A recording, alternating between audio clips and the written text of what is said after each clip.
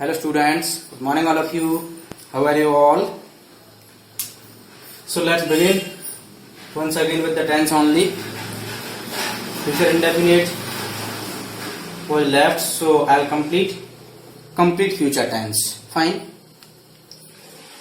In the previous video I taught up to past perfect and past perfect continuous tense.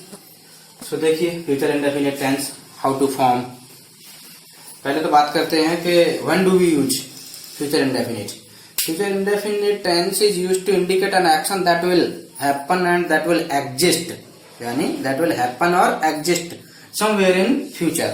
कब? Future में. ठीक है. So for such kind of events we use future indefinite tense. Alright. Let's see the structure and pattern.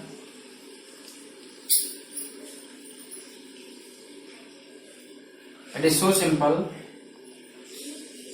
Subject, shall will, V1,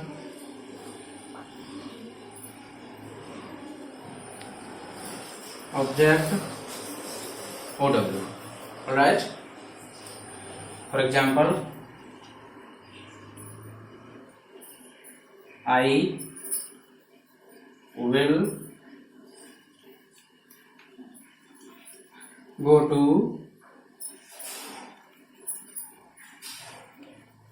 Mumbai in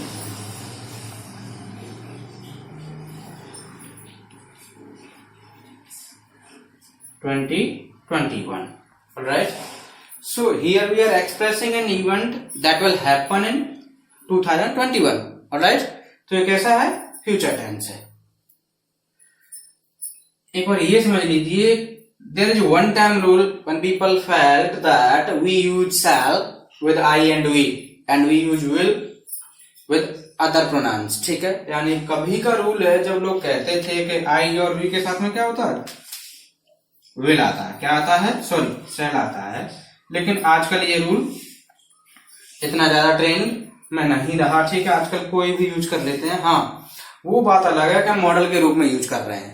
ठीक है, तो आप confuse नहीं होना कि कहां पर विल लगाना, कहां पर सेल लगाना है. हाँ, अगर आप बात कर रहे हैं इंटेरोगेटिव की, यानी इसमें अगर अफर्मेटिव सेंटेंस है तो आप सेल भी लगा सकते हैं और विल भी लगा सकते हैं आज की तारीख में.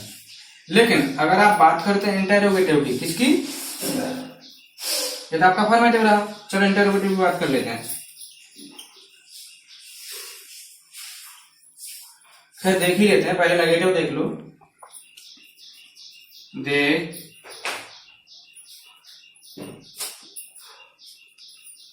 want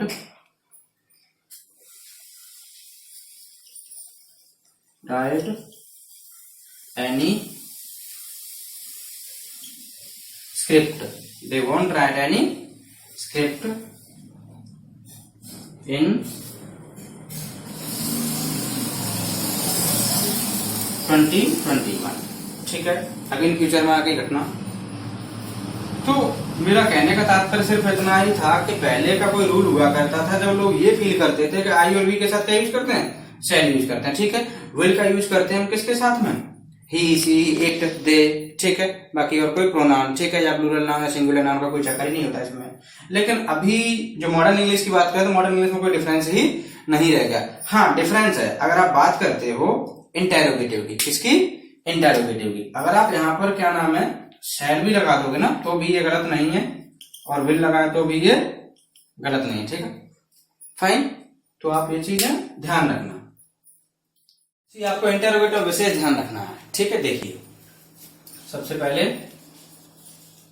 शैल या विल में से कोई एक. ठीक है, then subject, then V1 object, OW question mark. Fine. Example, will Mohan sing a song in the party? ठीक है, क्वेश्चन मार्क आ गया. ये है आपका इंटेरोगेटिव. चलो यहाँ तो कोई प्रॉब्लम ही नहीं है, because the subject is of third person. किस पर्सन का है? थर्ड पर्सन का है। But see the subject with first person. तो देखिए, शैल वी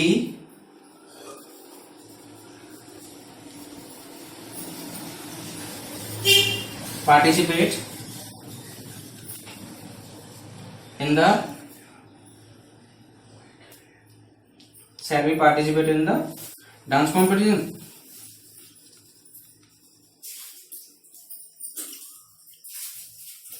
तो यहाँ आपको विशेष ध्यान रखना, अगर आप यहाँ पर विल लगाओगे, will be participate in the dance competition, तो ये गलत हो जाएगा। कैसा हो जाएगा?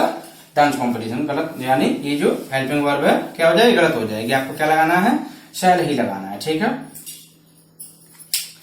नेक्स्ट देख लीजिए, नेगेटिव देख लीजिए। देखिए, नेगेटिव में कुछ नहीं करना है आपको। Subject shan't want V1 object OW। ठीक है, for example want they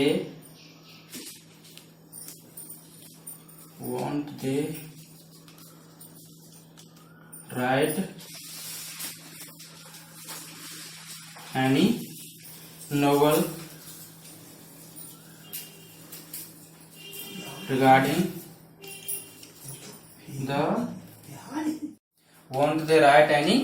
regarding the issue of COVID-19 question mark लगा दो।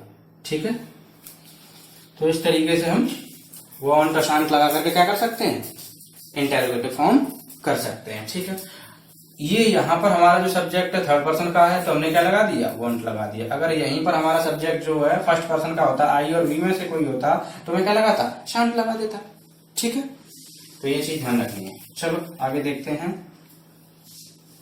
फ्यूचर यूज तो आपको समझ आएगा, एक ही सिंगल यूज है, यानी future indefinite tense is use to indicate an action that will exist और हैपन समवेयर इन फ्यूचर।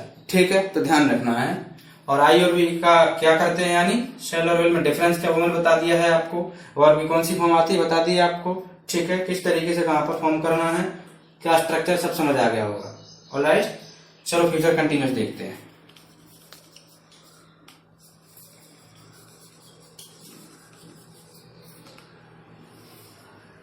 ठीक है,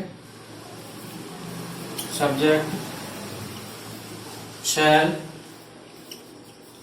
will plus be V4 object OW, यानी हमें क्या ऐड करना है? बी लगा करके V4 लगा देनी है। ठीक है, बी ऐड करना है शैल और विल के बाद में। ठीक है, बी एड करने के तुरंत बाद V4 लगा देने। V4 तो समझ आता ही होगा, V4 का मतलब होता है बेस फॉर्म प्लस ING, जो मैं आपको 3 दिन से पढ़ा रहा हूं। ठीक है, एग्जांपल देख लीजिए।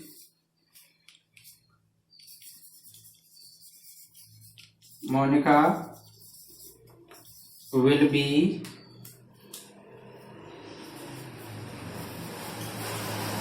Writing a sonnet. क्या कर रही होगी? मोनिका एक सोनेट लिख रही होगी। ठीक है, यानी कि कब लिख रही होगी? फ्यूचर में लिख रही होगी।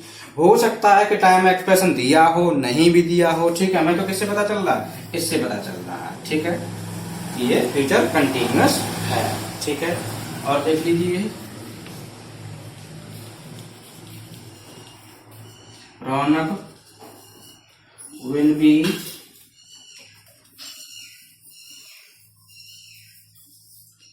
कंप्लीटिंग हेज हर भी लगा सकते हैं, क्योंकि आजकल पता ही नहीं चलता रौनक लड़का है लड़की है। हेज हर प्रोजेक्ट। ठीक है, तो इस तरीके से आप फ्यूचर कंटिन्यूअस फॉर्म कर दोगे, विल बी लगा करके और शैल बी लगा करके। ठीक है, यूज देख लीजिए फ्यूचर कंटिन्यूअस का। Future continuous tense is use to indicate an action that will be continue somewhere in future, ठीक है। जो फ्यूचर में क्या रहेगा, कंटिन्यू रहेगा। तो डिफरेंस देखिए दोनों में, डिफरेंस क्या है, future indefinite is used to indicate an action that will happen और will exist somewhere in future, ठीक है, जो घटित होगा। बट ये कंटिन्यूस क्या होगा, नाम से पता चल रहा है कि ये कंटिन्यूटी में होगा, ठीक है, प्रोग्रेसिव फॉर्म में होगा। फाइन, तो यही डिफरेंस है दोनों में। Now see future perfect.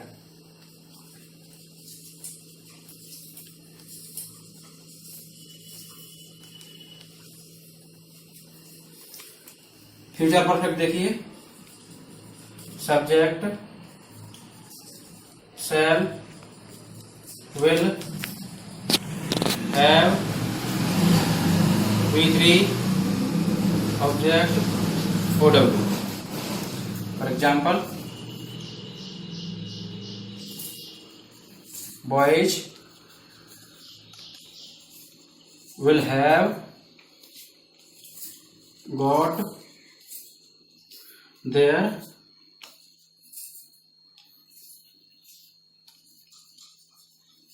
books by Monday, ठीक है। एक एक्शन साफ साफ दिख रहा है, will have got their books by Monday, will have got their books यानी कंप्लीट हो चुका होगा काम, कोई भी इवेंट, कोई भी इंसिडेंट, कोई भी इशू क्या हो चुका होगा, कंप्लीट हो चुका होगा, ये कंप्लीशन को ही दिखाता है, ठीक है।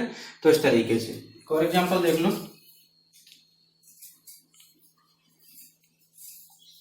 Ramesh will have completed his MBBS by 2022, ठीक है। यानी रमेश 2022 तक क्या कर चुका होगा, अपनी MBBS कंप्लीट कर चुका होगा, ठीक है। ये हो गया आपका फ्यूचर परफेक्ट टेंस, ठीक है। सिंपल दिख रहा है, कुछ नहीं है, यानी हेल्पिंग वर्ब में विल तो शुरू से लगा रहे थे हम, हैव ऐड करो, ठीक है। उसके बाद हम V3, कौन सी, ये वाली V3, ठीक है। ये विल हो गई, ये हैव हो गई और ये V3 हो गई, ठीक है। उसके बाद ऑब्जेक्ट लगा दो, ठीक है। अगर टाइम एक्सप्रेशन है तो लगा दो, नहीं है तो छोड़ दो, कोई इशू ही नहीं है। फाइन, अब देखिए future perfect continuous tense, future perfect continuous tense. Fine, structure देख लेते हैं।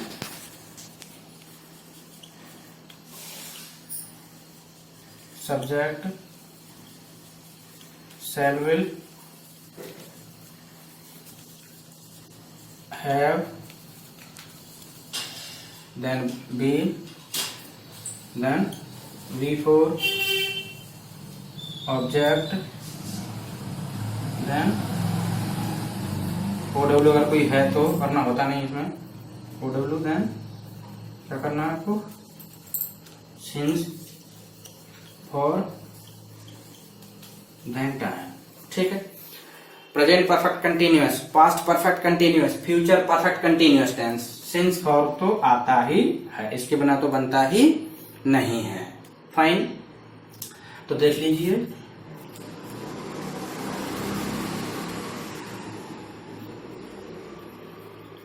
Ram will have been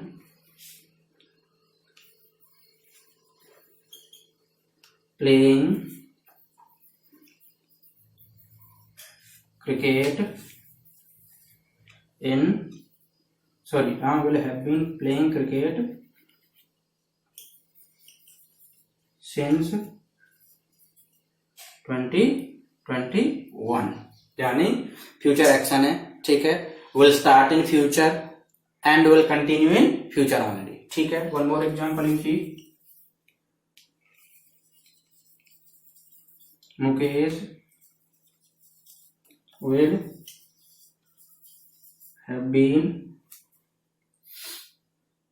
will have been studying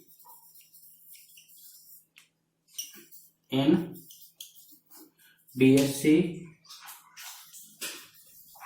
since 2022। Since और फॉर का यूज मैं आपको पहले बता चुका हूं, रिपीट करने की कोई जरूरत नहीं है, ठीक है।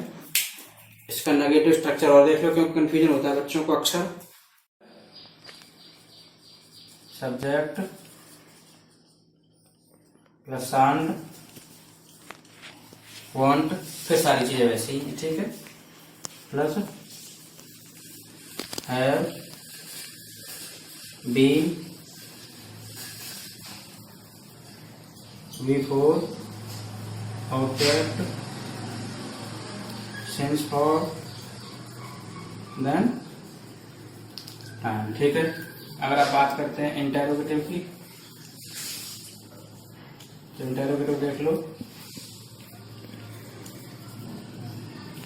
7 will subject have been before object since for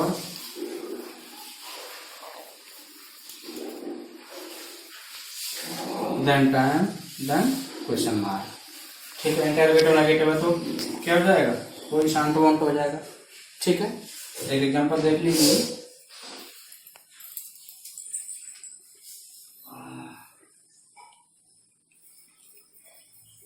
shall we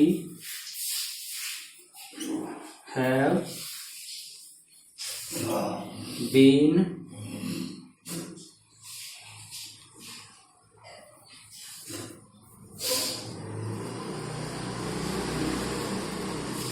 shall we have been participating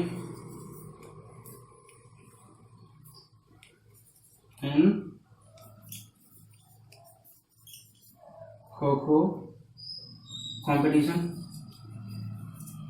ठीक है। तो इस तरीके से, और ये क्या लगा दें, क्वेश्चन मार्क लगा दें, ठीक है। It's enough for the day. Tense आपके पूरे हो चुके हैं, ठीक है। अच्छे से रिवाइज कर लेना, and with the video I will send you some exercises, ठीक है। Thank you and have a nice day.